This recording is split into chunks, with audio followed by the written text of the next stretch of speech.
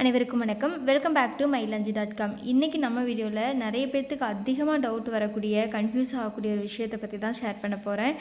கர்ப்பமாகறதுக்கும் மாதவிடாய் வர்றதுக்குமான அறிகுறிகள் எப்படி இருக்கும் அப்படிங்கிறத பற்றி தான் உங்ககிட்ட ஷேர் பண்ணிக்க போகிறேன். நிறைய பேர்த்துக்கு இதில் டவுட் இருக்கும் அப்படின்னு நினைக்கிறேன். கிட்டத்தட்ட 2-3 வருஷத்துக்கு முன்னாடியே இதை பற்றின ஒரு டீட்டெயில்டான ஒரு வீடியோ நான் போட்டிருப்பேன்.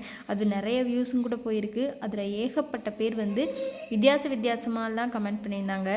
பொதுவாக ப்ரெக்னென்சி ஆகணும் அப்படின்னு நினச்சிட்ருக்கிறவங்கள மைண்டு கன்ஃபியூஸ் ஆகிட்டே இருக்கும். கரெக்டாக அந்த பீரியட் ஆகிற டேட் வர்றதுக்கு 1 வாரம் 10 நாளைக்கு முன்னாடியிலேருந்தே நம்ம ரொம்ப கன்ஃபியூஸ் ஆகிட்ருப்போம்.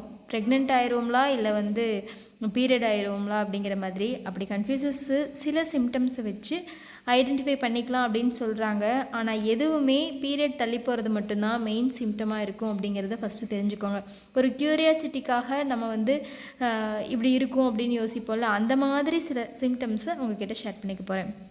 ஃபஸ்ட்டு ரெகுலர் பீரியட் இருக்கிறவங்களுக்கு தான் மேக்ஸிமம் இது மேட்ச் ஆகிற மாதிரி இருக்கும். உங்களுக்கு ரெகுலர் பீரியட் ஆகுது அப்படின்னா ஓவலேஷன் கரெக்டாக தெரிஞ்சிருக்கும். பீரியடான முதல் நாளிலிருந்து 14, 15, 16, 13, 14, 15, 16 அந்த மாதிரி ஒரு 5 நாட்கள் ஓவலேஷன் டே அப்படிங்கிற மாதிரி நம்ம கணக்கு வச்சுக்கலாம்.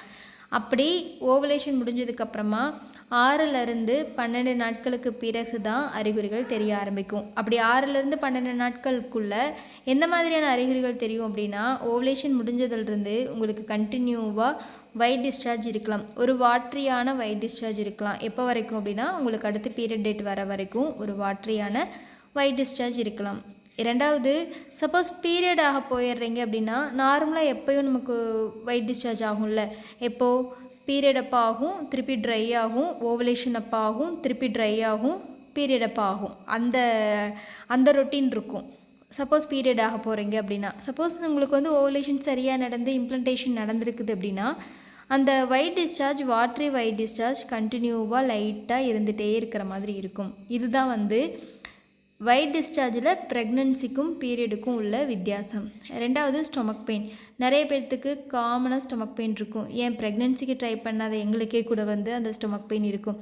ஆனால் ப்ரெக்னென்ட் ஆகணும்னு வெயிட் பண்ணிகிட்ருக்கிறவங்களுக்கு இந்த ஸ்டொமக் பெயின் ஒரு மாதிரியான கன்ஃபியூசஸ் தரும்.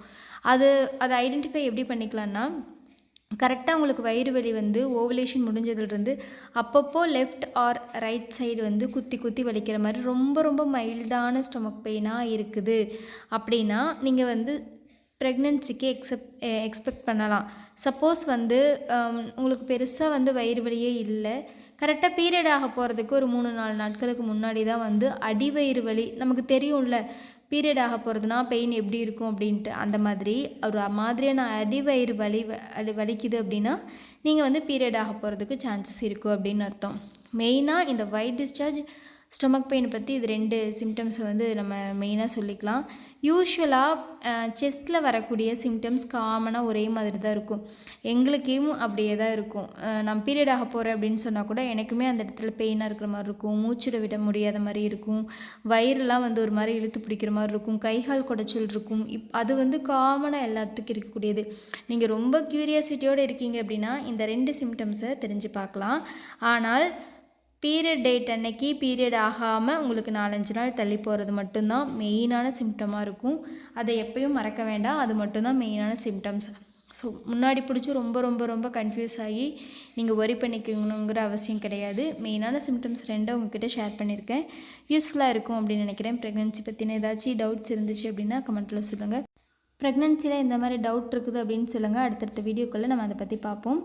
ரொம்ப ஹாப்பியாக ரொம்ப ரிலாக்ஸாக இருந்து உங்களுடைய ப்ரெக்னென்சி வெல்கம் பண்ணுங்கள். ஸ்ட்ரெஸ் ஆகவே ஆகாதீங்க. எப்போவும் முடிஞ்ச அளவுக்கு உங்களை ரொம்ப ரிலாக்ஸாக வச்சுக்கிறதுக்கு ட்ரை பண்ணுங்கள். தேங்க்யூ.